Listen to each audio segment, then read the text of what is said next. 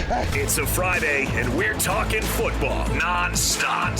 All football, all the time. This is another edition of Football Friday with Hans Olsen and Scotty G. Presented by Mountain Land Supply on 97.5 ASL Sports Zone.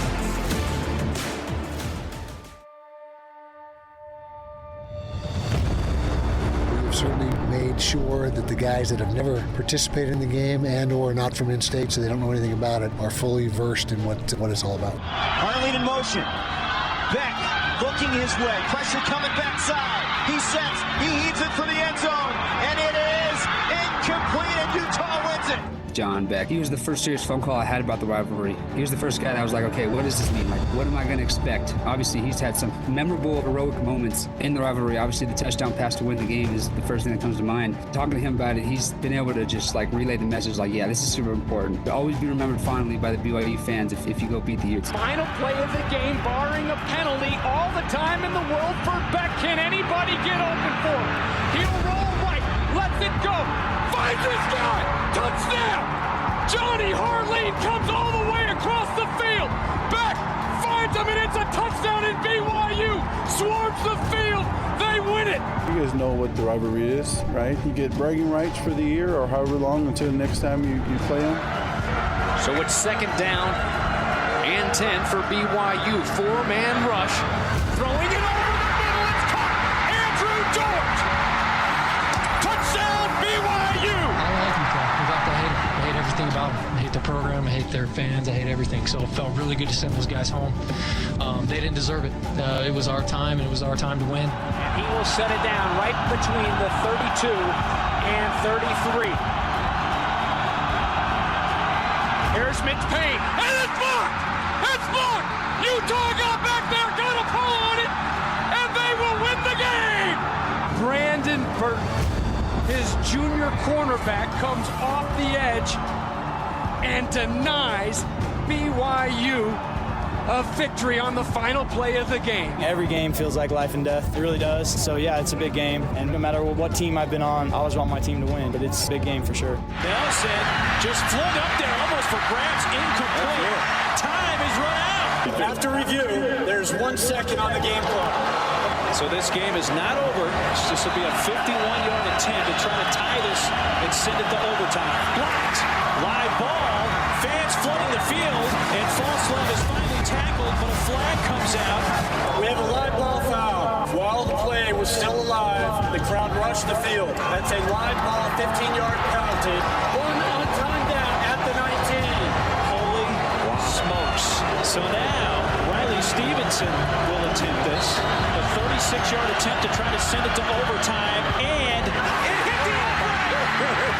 And the game does it. And for a third time, the Utah fans storm the field. It is official. When you think about the rivalry and, all the years that we won in a row and stuff like that, and you come in and, first year I'm actually playing and we actually lose one, it hurts, that I'm part of that team that actually lost that game. And so I don't want to feel like that ever again. Game is over.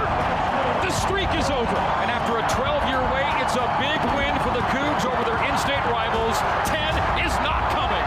The streak ends at 9. A lot of emotion, a lot of passion. This is for sure one game that you don't have to worry about getting ready to play, because they'll be ready to play. A lot of emotions and a lot of parity between the teams, and it doesn't really matter the record. So I've said this over and over again every week, and it's more definite now than ever before that we will get their best effort and their best shot. We need to make sure that they get ours as well. It's the most underrated, underappreciated rivalry. Until you've lived it, you really can't appreciate it. It is as good as it gets in college football.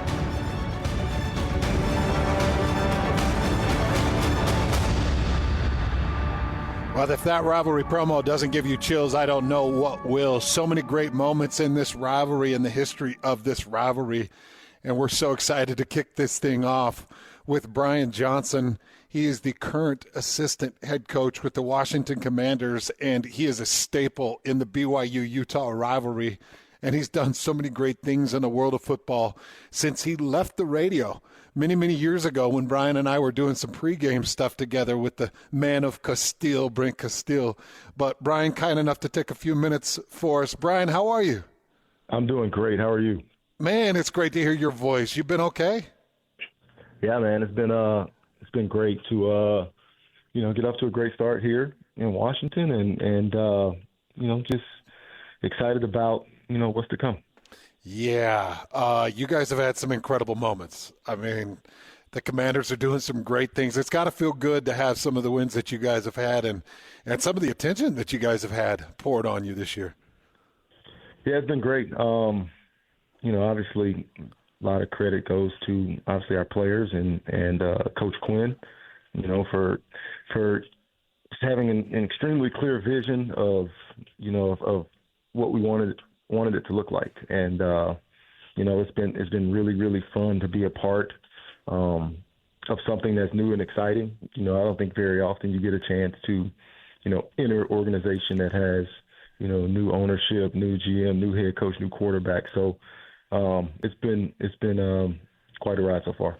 I got to tell you, Brian, it's been so much fun watching your career. And here I am on the same headset in the same city, going back to 2009 when you jumped on the headset for the first time and we did a little bit of radio together. And I've watched you move through Mississippi State and come back through Utah, actually through Utah to Mississippi State, Houston. You're at Florida for a while. You're with the Philadelphia Eagles, now with the Washington Commanders as the assistant head coach. What's this ride been like for you, this coaching ride specifically?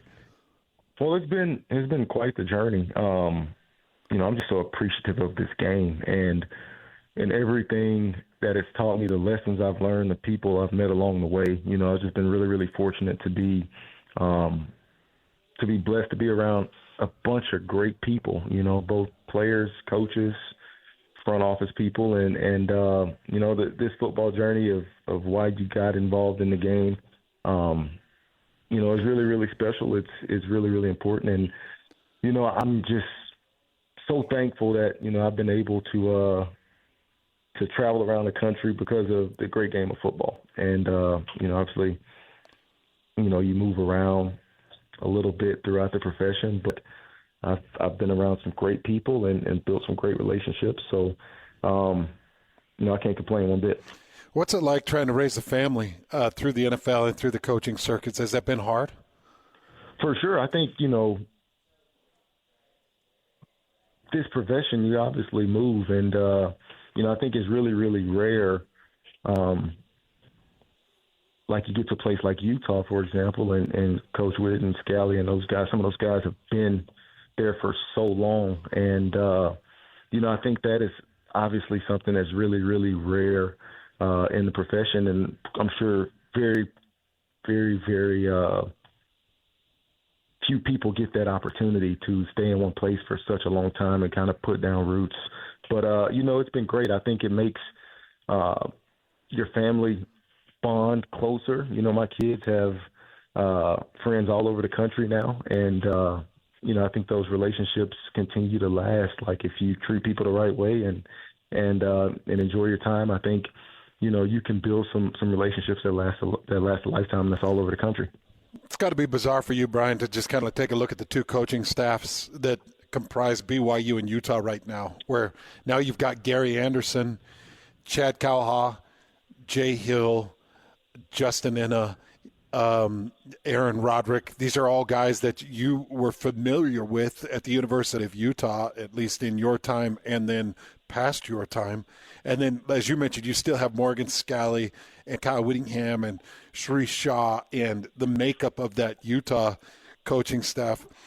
What does that mean? Like when you think about that dynamic and these two are trying to pit against each other coming up tomorrow in about 32, 34 hours, like what is that dynamic like trying to coach against each other like that? Well, I think it's competition at the highest level. And, I'm sure everybody's obviously really familiar with each other. And a lot of these guys are friends. I mean, I've spent a lot of time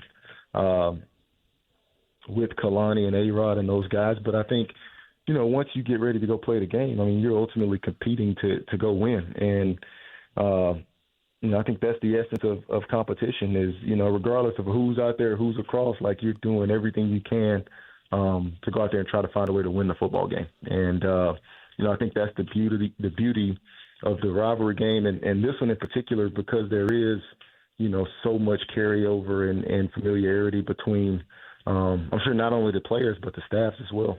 Do you think they talk through the week, Brian? You know Kyle Whittingham really well. You know Kalani really well. No, I mean, probably not.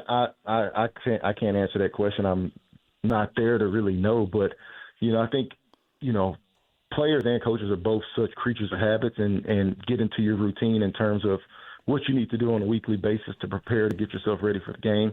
And, I'm sure they treat this week no different.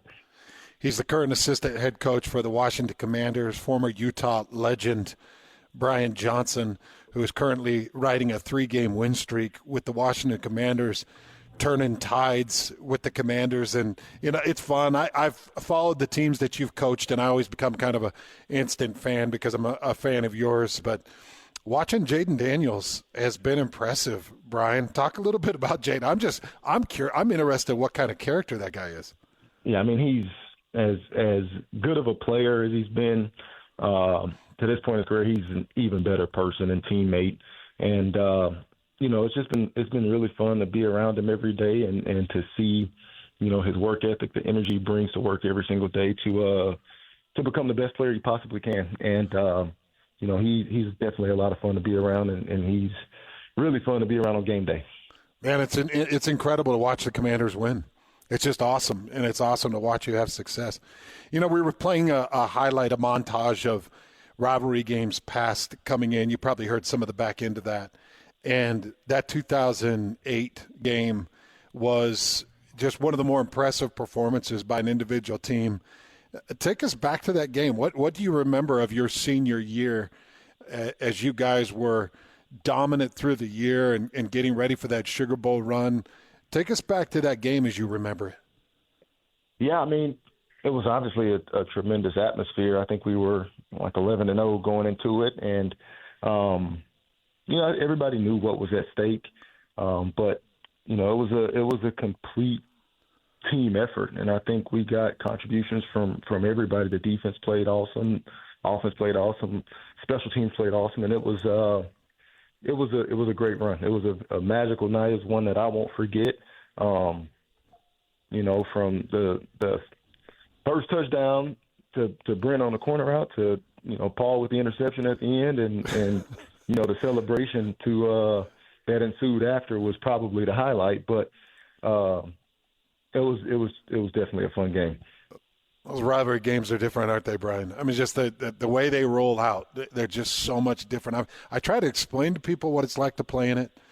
I wish everybody had the opportunity to play in it, to prepare for that game, and to get a win in it, because getting a win in it is a lot different than losing it. But that game just feels like it separates itself. Does it still stick in your memory that way, that it was a separate, more unique, more volatile game? For sure. I mean, there's definitely a lot at stake, and I think both teams know that. Both teams understand that, and like, everybody's desperately trying to win. And I think it's competition at the highest level. Guys going out there competing and playing for each other, and it's definitely, in terms of rivalry games, I've been fortunate enough to be a part of a couple different ones, whether it was the Egg Bowl or Florida State, Georgia, Florida, some of those games. But this one is one that is definitely special.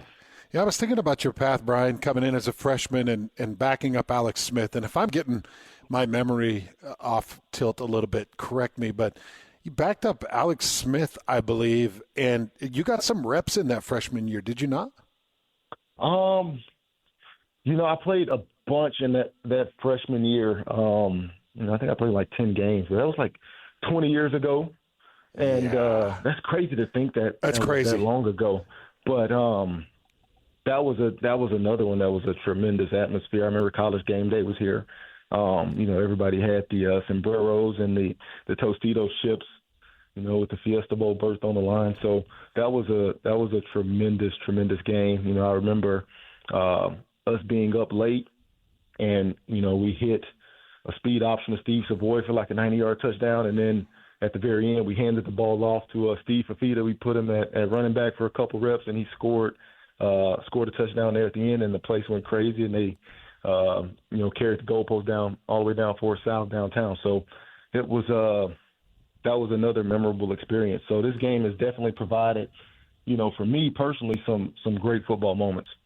It's incredible just to think about your path, Brian, and that you had an opportunity to be a part of that Urban Meyer team, to be around Alex Smith, to grow into the Kyle Whittingham era, to go undefeated as a Ute, to go on to coach for Utah, to progress into the NFL. Do you look back at it all and just think, holy cow, what a blessing? Like, how do you even put into terms some of the opportunities that you've had in your life? Yeah, I think it's been, this game has obviously provided me with so much and my family with so much in terms of the relationships that I've been able to cultivate throughout the last, 20, 25 years of being around the game. So, it's awesome anytime you get a chance to kind of like reminisce and think back about the special times and the moments that you had at Utah and how those relationships are still strong, 20 years later. So, whether it's you get a text in the group chat from guys in the 08 team or talking to guys from the 04 team, like those, when you get a chance to get around them, it's like, it's just an indescribable feeling. And, I think everybody's just really thankful and appreciative of the time that we were able to spend together to be able to kind of forge those bonds.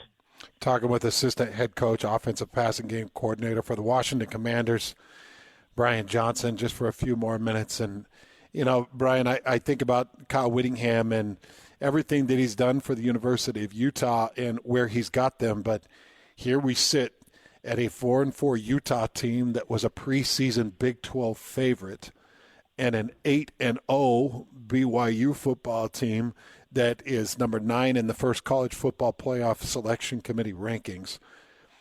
How much does records and previous games and previous performance, how much do you think that really plays into this? And how much can you predict off of what they've done to this point just based off of how this rivalry plays? Yeah, I think, when you get into games like this, you kind of throw everything out. And, everything is just like a singular opportunity to go out there and showcase what you can do on a snap in and snap out basis. And so, regardless of, how the season has went so far, on either side, you have to be ready to go out there and put your best foot forward and be ready to compete at the highest level. Wow. Last thing, Brian, would you ever voluntarily come back to college or has the NFL got you locked in? That is, I don't know. I mean, I really try to live by just being where my feet are. And that's, that's something I think that I've learned along the way throughout this journey and throughout this profession is, you make sure that you're focused on what you have to get done on a daily basis and take it day by day. Well, I hope you always keep that option open because I miss you here in the state of Utah, miss getting to see that big smiling face. At least I get to see it on TV from time to time. And on behalf of me and so many others, Brian, we're so proud of you. Just keep kicking butt, man. Thanks, man. Appreciate it. Thanks for having me on. You bet. There you go, Brian Johnson, former Utah quarterback. He's the current assistant coach with the Washington Commanders. And if you're looking for kind of a surprise performance right now in the NFL, I don't think you look any further than the Commanders and what they've been able to do. Currently sitting at 7-2, and they're riding a 3-game win streak. They're also first in the NFC East. I believe that they're 4-0 in their division, if I'm not mistaken. I was looking at that a little bit this morning as I was preparing for this interview. But the Washington Commanders doing some great things. And a couple of heart-pounding wins, a couple of heart-pounding losses. They nearly got Baltimore on the road. They nearly got the Ravens. So this is a tough team, and Brian's behind a lot of it. And I asked him, would you ever voluntarily come back to college football? Because I got to imagine at some point there's going to be some type of availability or opportunity back here in the state of Utah. I'd love to have him back, but I go back years ago when Brian had just finished up the Sugar Bowl, and he and Brink Still were done, and Brian wasn't getting an NFL opportunity, and those guys went through a season on air. And I got to hang out with them and do Utah pre- and post-game shows and have a blast with them. We laughed our butts off, and Brian was exceptional in radio and, of course, exceptional in reading and identifying and understanding offenses. And, man, we had some good times, but there was a higher calling for him, man, and that's in the world of coaching, and he's done great things. We're going to take a break. Hans and Scotty, 97.5, the KSL Sports Zone. Oh, it's on. The Holy War makes its triumphant return as the Utes and Cougars get set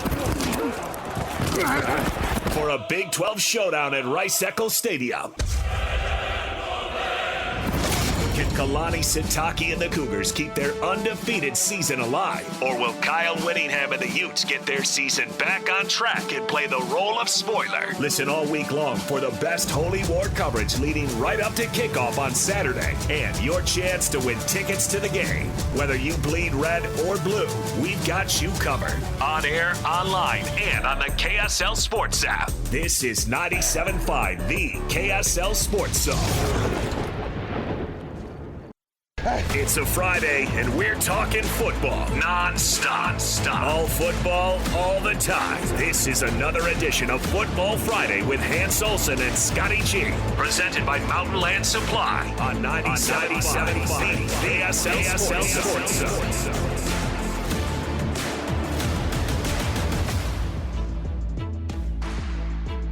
Well, I'm so excited about this next guest. I'm also excited because Alima Harrington just plopped down beside me getting ready for Football Fridays from 1 to 2 today. How you doing, Great timing.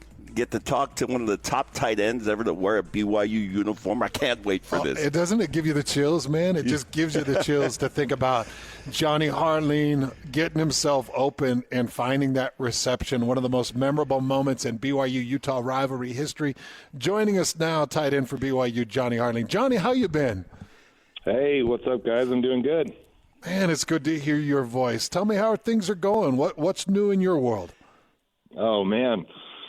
Well, we had a baby last year, my wife and I, so that's new, and that's been fun. We have gaps between our kids. We have a 15-year-old. We got twin boys. They're 8, and then kind of this surprise at the end here, 1-year-old. So you and Alima, you and Kalani Sitake having babies about the same time.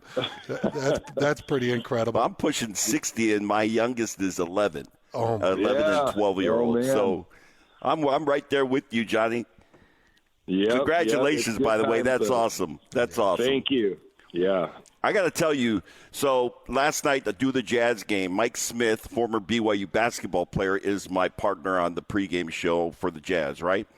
And so we're leaving, and we got a game coming up tomorrow. It's a 2:30 pregame, but we're going to talk in the B block of the Jazz game. We're going to be talking rivalry, BYU-Utah rivalry. So I'm walking, just after the show last night, we're walking out, and I'm telling Mike what my day is today, that I got this radio show, and he's like, "Oh man, if we talk BYU-Utah on the Jazz pregame, I haven't been around for like the big moments like that Jonny Harline catch." Is that what he said? And he brought up the Johnny. So he brings it up, and so I recount for him. It's like I wasn't there. I didn't even really see it, so I recount for him the entire play with Beck scrambling and you finding yourself open. I'm curious, how many times have you described that play, and how often is that part of a BYU conversation? I got to imagine every time you talk to somebody about BYU football, they want to relive that with you.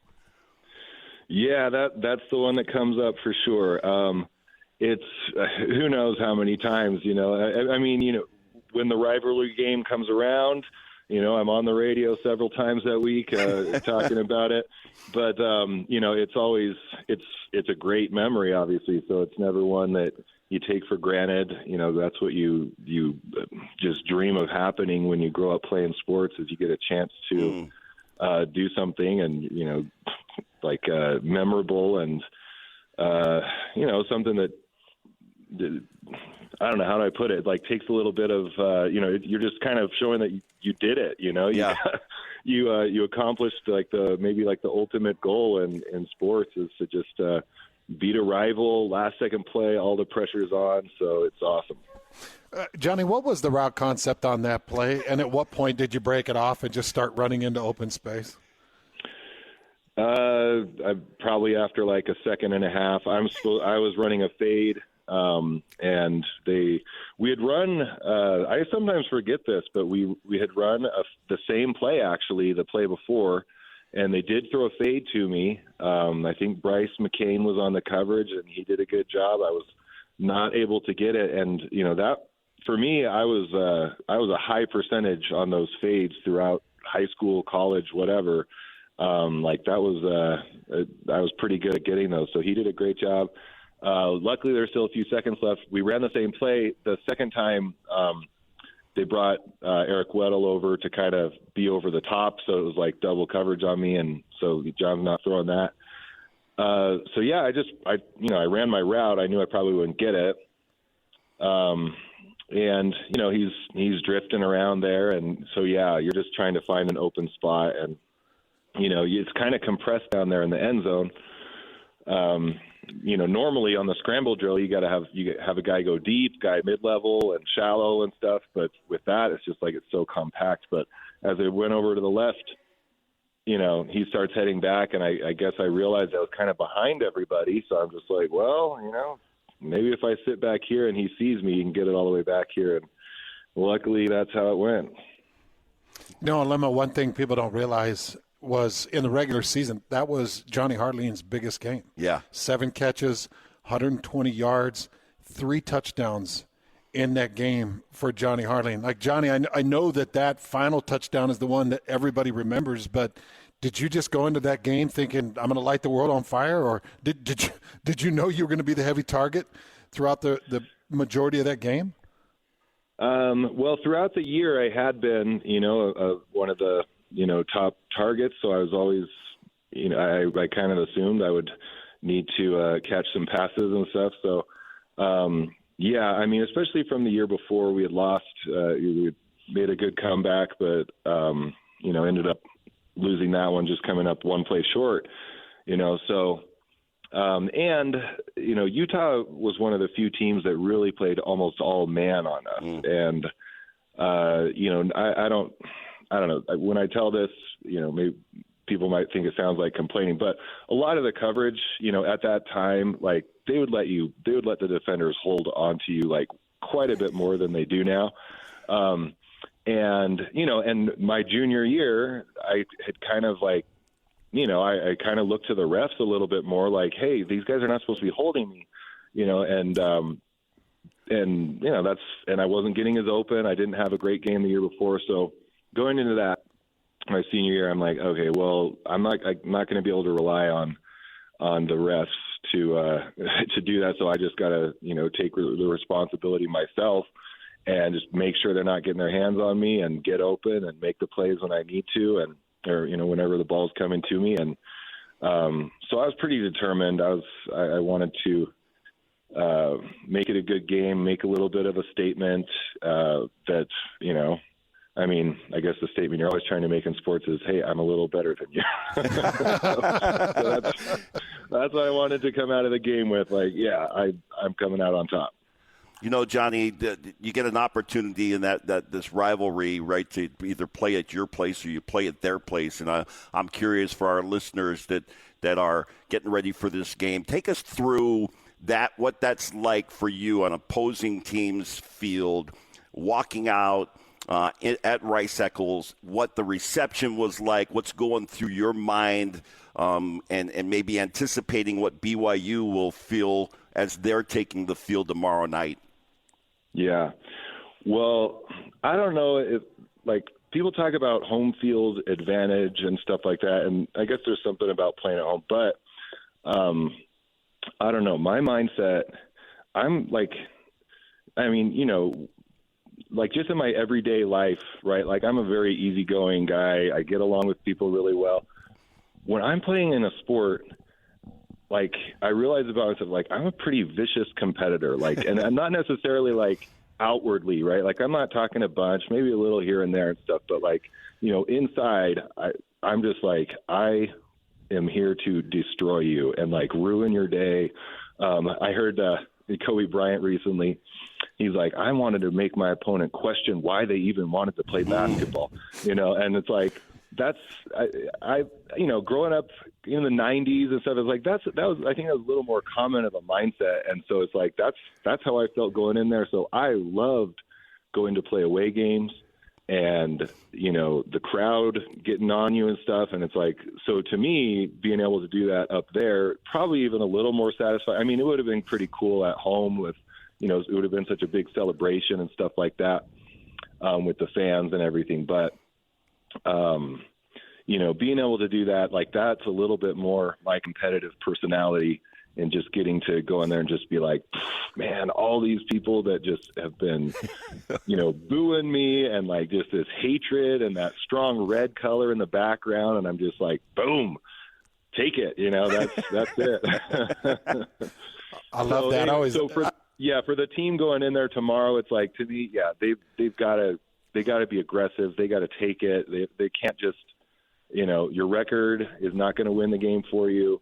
You know, the ranking's not going to win the game for you. Like, Utah is going to be out to get you, so you got to go take it to them. Speaking of that, Johnny, we just played a cut coming in from Jake Retzlaff, the quarterback at BYU, who has not played in this rivalry and is not really well versed in this rivalry. He's not been around this state during the rivalry, and of course it wasn't played last year in the year that he got to play those Final Four games. So he's not overly versed in it. Now, there are players on both sides that have played in it. They're pretty limited because it's been since 21.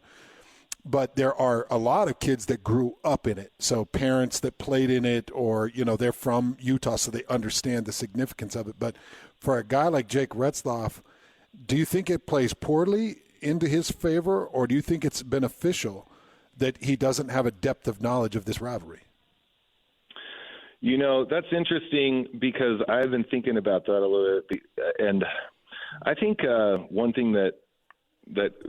reason why they were able to win last time, and you know, who knows? It's just kind of speculation from afar. But I always got the sense like BYU had so much. They always played like they had so much to lose in that rivalry game for that long stretch where we didn't win any of them, and it just seemed like the weight of the world was on them.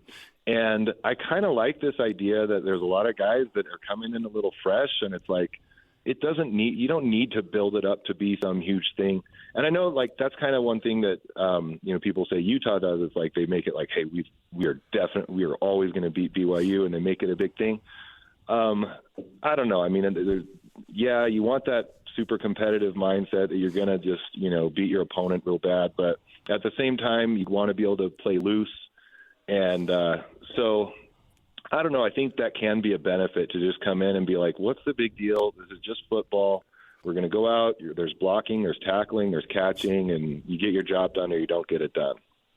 You know, Johnny, BYU over the years has been a great program for developing tight ends. Now, of late, the University of Utah has been the team that is, you know, got these great tight ends, and both teams have good tight ends. Obviously, Cheif is one of the greats that is out there and coming back from injury.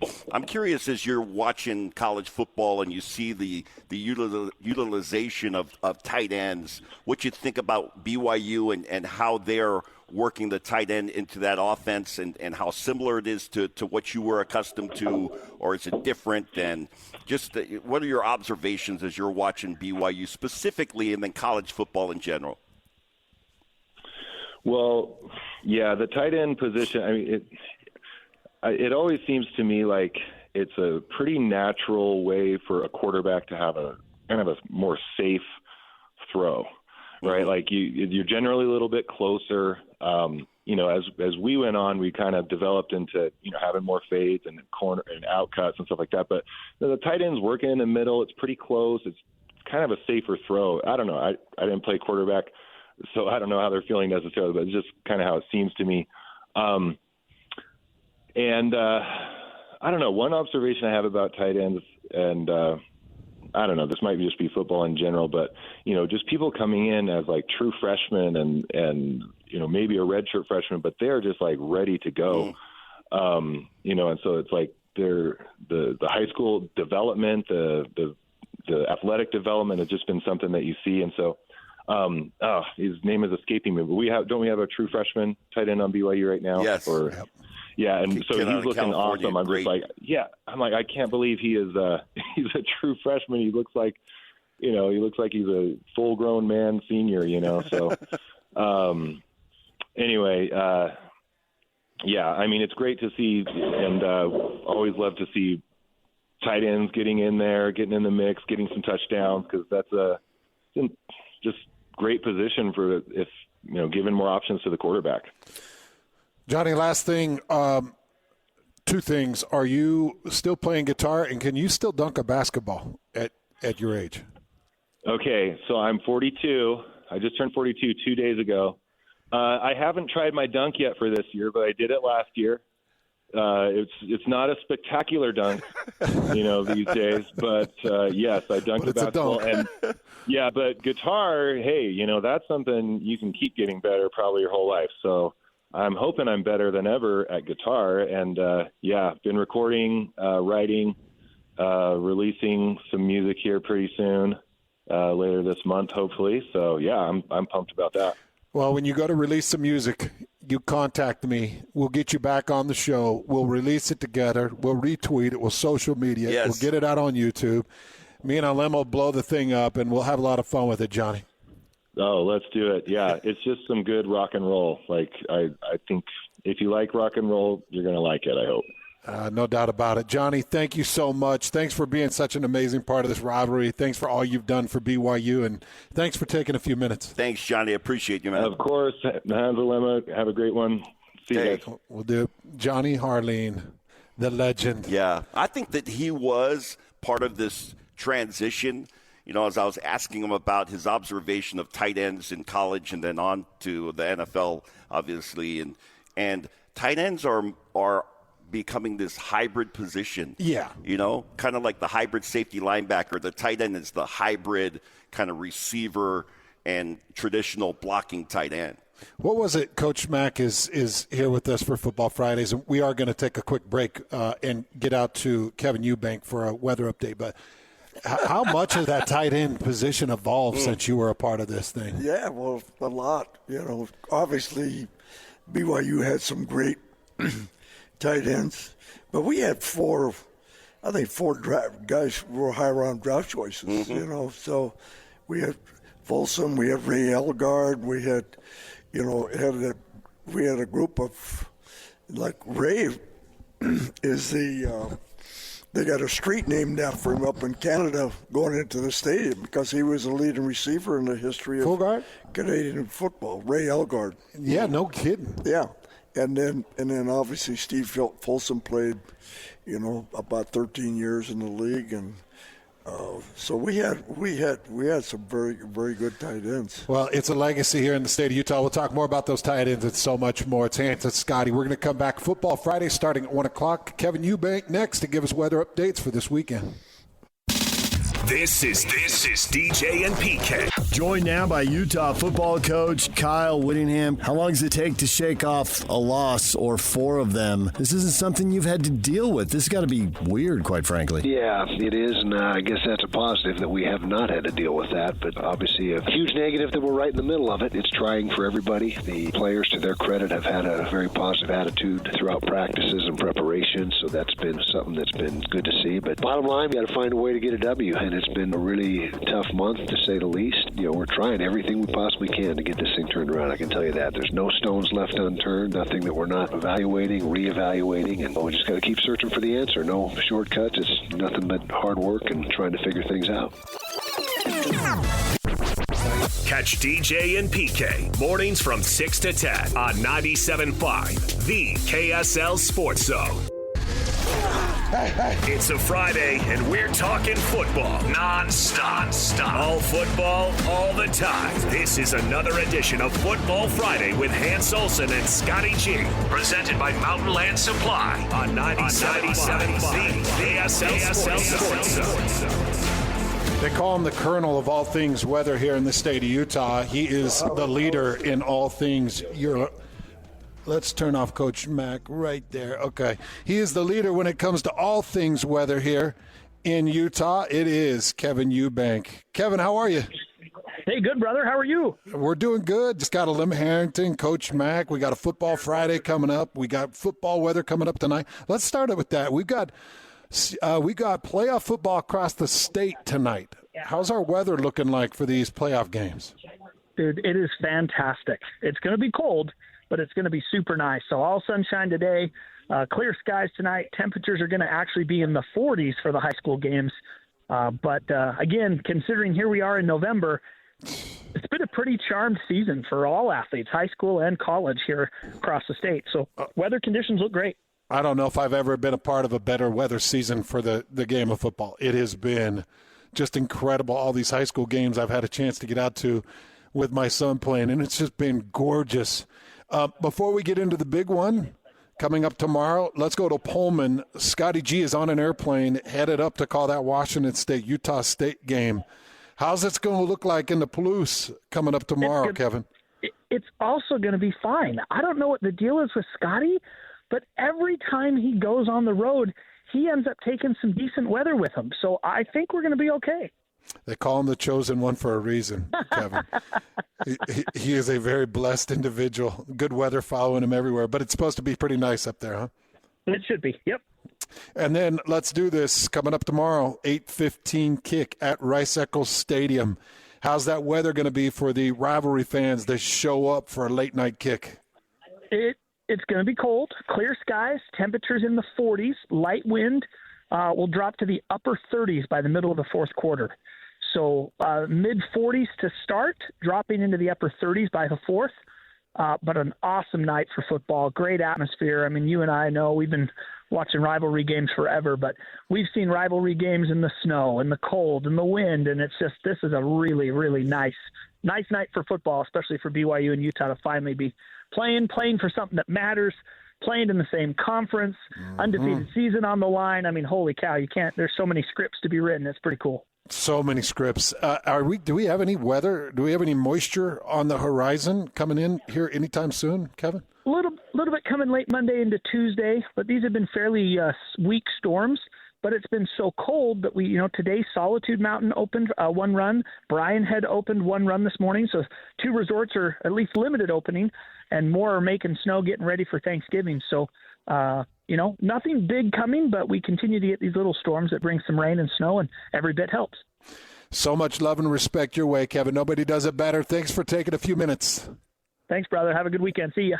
There you go, Chief Meteorologist with KSL. Kevin Eubank, the best in the business. Football Fridays coming up next.